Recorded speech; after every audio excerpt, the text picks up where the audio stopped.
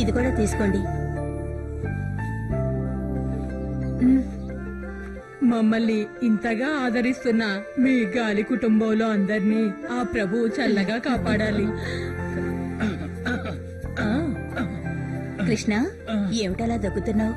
ఆసుపత్రికి వెళ్ళలేదా? గవర్నమెంట్ ఆసుపత్రికి వెళ్తే ఎక్స్రే తీసారమ్మా, ఏం లాభం లేదు. ఇంకా ఎన్నాళ్ళు నేను బతికుంటున్నా నాకే తెలియదమ్మా. చూడు కృష్ణ, నువ్వు మన హాస్పిటల్కి వెళ్ళు. ఎన్నో ఏళ్లగా మా కోసం, మా కుటుంబం కోసమేగా కష్టపడి పనిచేస్తున్నావు. అలాంటిది నీకు ఆరోగ్యం బాగోలేదు అంటే మేము చూస్తూ ఊరుకుంటాం అనుకుంటున్నావా? మన హాస్పిటల్లో మంచి వైద్యం చేస్తారు. హాస్పిటల్ ఖర్చు మాత్రమే కాదు, ఇంటి ఖర్చు కూడా నువ్వు మమ్మల్ని అడిగి తీసుకోవచ్చు. ఇదిగో తీసుకో. అలాగమ్మా, చందాలమ్మా. పెద్దమ్మా, ఝాన్సీ రాణి, ఇక్కడ నాకు ఫీజు పోయిందమ్మా, నన్ను కాపాడు. రారా త్వరగా రా. అమ్మా కాపాడు తల్లి, లేకపోతే ఈ పంచాయతీ ప్రెసిడెంట్ బ్రహ్మానందం పరువు పోతుందమ్మా.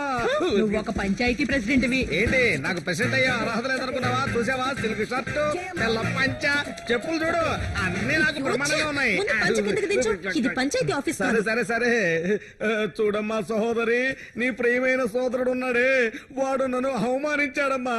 పంచాయతీ ప్రెసిడెంట్ పోస్ట్ కి నేను రాజీనామా చేయాలని పంచాయతీ ఆఫీసు ముందు నిలబడి స్ట్రైక్ చేస్తున్నాడమ్మా.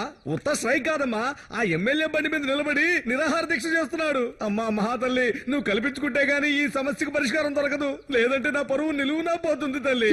పరువు పోవడానికి ఇంకా ఏం మిగిలింది? సునీత కమలాలీలా, ఊరికే ఏడుపు మొహం వేసుకుని ఏడవకురా. ఇలాంటి అవినీతి పనులు చేయడానికి నీకు సిగ్గుగా లేదు? అది అది అదేంటంటే ఈసారి సహాయం చేస్తే చాలు, తర్వాత సంగతి తర్వాత చూసుకోవచ్చు. అమ్మా బ్రహ్మానందం, నువ్వు ఇలాంటప్పుడే రావాలా? ఇదంతా ఒక పనేటమ్మా, టక్కని జీప్ ఎక్కండి, టక్కని తమ్ముడిని కిందకి దింపేయండి అంతే. ముందు నువ్వెళ్ళు, నేను తర్వాత వస్తాను. నువ్వు రాలేదంటే నేను ఆత్మహత్య చేసుకోవడం ఖాయం. నువ్వు తప్పుకోరా. మహిళా జనాలంతా రండి రండి రండి రండి, పదండి పదండి.